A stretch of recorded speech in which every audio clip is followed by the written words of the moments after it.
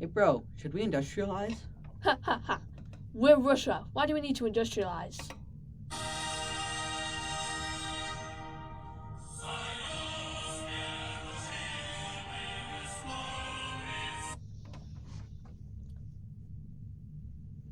Hey guys, this is PG History, and today we will be covering the Russian Revolution. Hooray, communism memes. Yes, exactly. But before we begin, we need the correct environment for communism to thrive. Let me think. Somewhere people aren't very happy with the government, and somewhere undeveloped, yet also very big and powerful. Ah, perfect.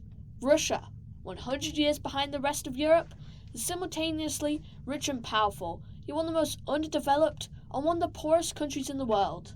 But why is Russia like this? It's because of me. Hi, my name is the Tsar, and I'm basically the ultimate king of Russia. And I use the feudal system to get pretty much whatever I want. I can make really bad decisions with no one to stop me, and I keep my power by restricting education to my noble friends only, so no one else can learn how to be a ruler. Wow, you really suck. No wonder Russia's like this. Exactly. Why don't the people just revolt? Well, there are many reasons. The first one is because they didn't need to, because they could just travel west to countries like Britain, France, or even Spain too. But maybe they didn't have the money. The second reason, the Tsar would arrest you if you did. However, despite this, revolts started to become more frequent, started to become a bit much to handle for the government. Luckily, Tsar Alexander is here to help. No more serfdom! Yeah! Taxes instead! Aww. Yep, the Russians had to pay an almost impossible amount of money to not be serfs. Well, at least he tried. Well, that's not what the Russian people saw, because he was killed by terrorists. Luckily, we have another Alexander. Okay. How good was he? He was very different from his father, and he scaled back many of the reforms his dad made. Repressed people not loyal to him. But that's not as important as his parenting. What do you mean by parenting? Is fine. Name 3 things wrong with it.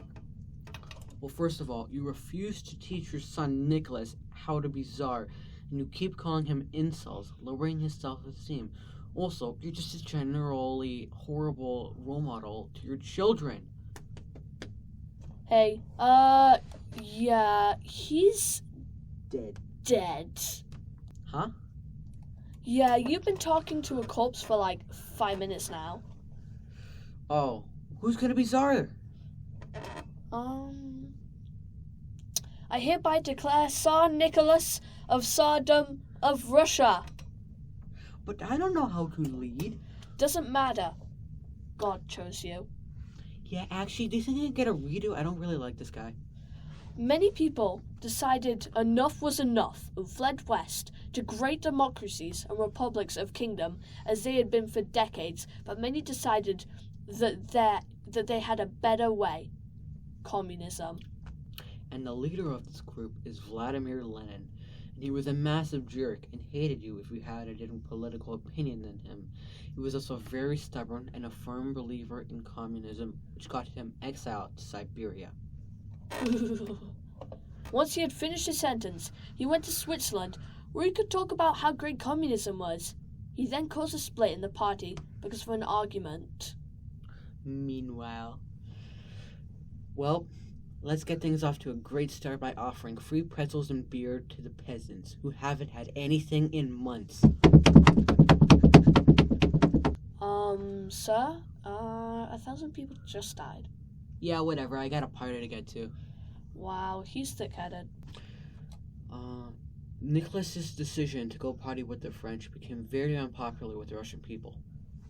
In the years following, there was a subsequent unrest with the population of Russia, starting with Bloody Sunday, when unarmed protesters were fired upon by Russian Imperial Guards, which caused the people to be a little unhappy. Peasants were starving, workers were being unpaid, liberals wanted power. Everyone was angry, which led to a very large increase in riots, protests, and crimes. This isn't looking too good. What should we do? I got it. We go to war with Japan. That's a great idea. Japan is so small and puny that we are sure to win. We lost. All this led to Stoplin's coup, which many considered to be the beginning of the Russian Revolution, despite not really doing anything. But then Nicholas got an idea. How about I share some of my power with the liberals, and to satisfy the workers and the peasants, I'm just going to kill them. Then, when the liberals try and tell me to stop, I can pull an Uno reverse card and tell them to stop, so no one can stop me.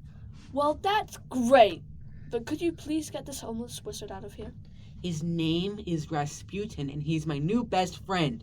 Well, do you mind and explain why the Tsar of Russia is friends with a literal person who's literally come right off the street? He healed my son Alexei with his magic healing powers and his magic hands. What?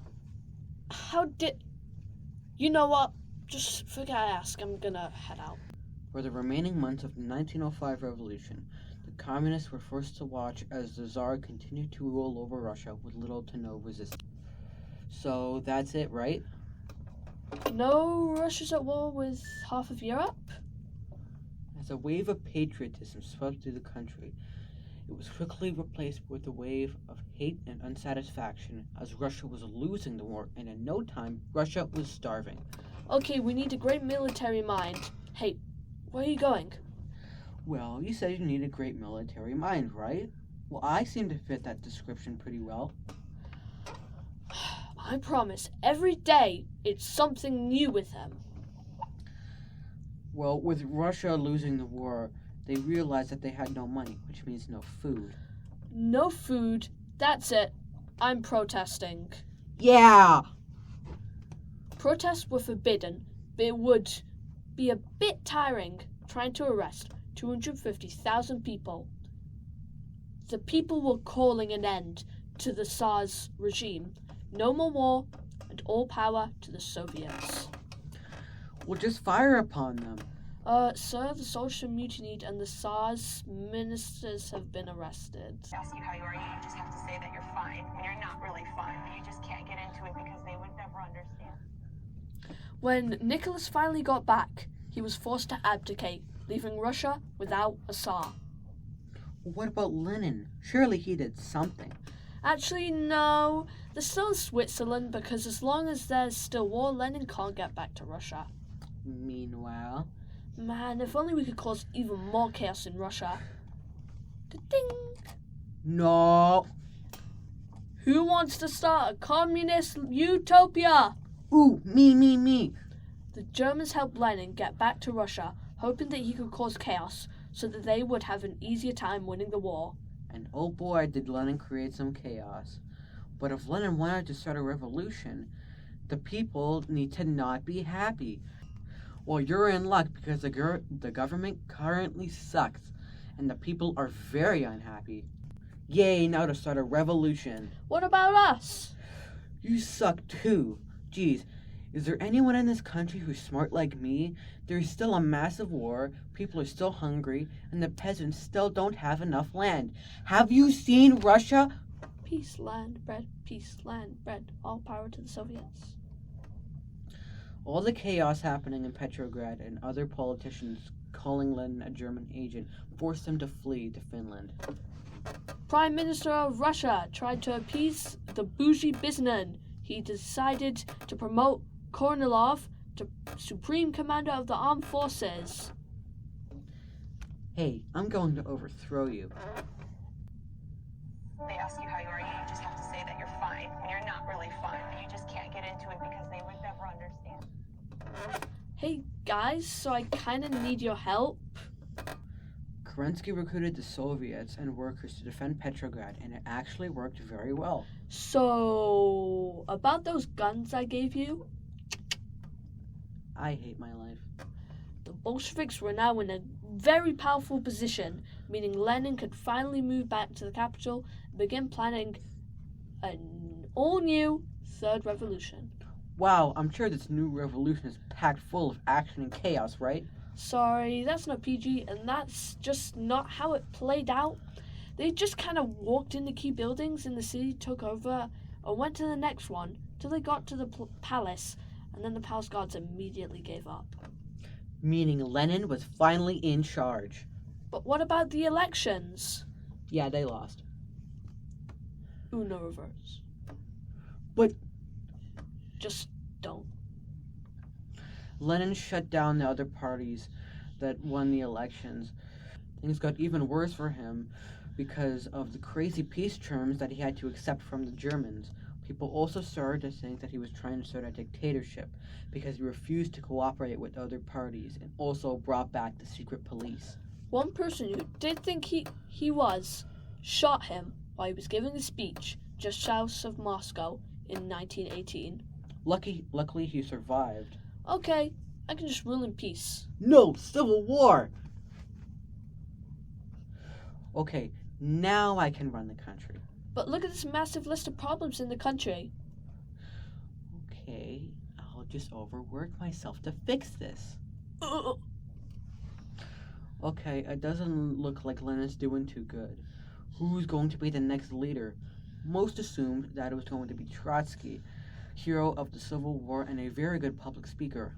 However, the next ruler of the Soviet Union was truly unexpected. New challenger approaching. Stalin, a very well-known figure due to the fact that he was one of the worst dictators to ever be put in power. Despite it being Lenin's dying wish to get Stalin out of power, by then it was just too late. Stalin was too powerful and Lenin was too weak. Stalin will lead the Soviet Union into a new era of conflict known as the Cold War. And that's where we're going to end it off for today.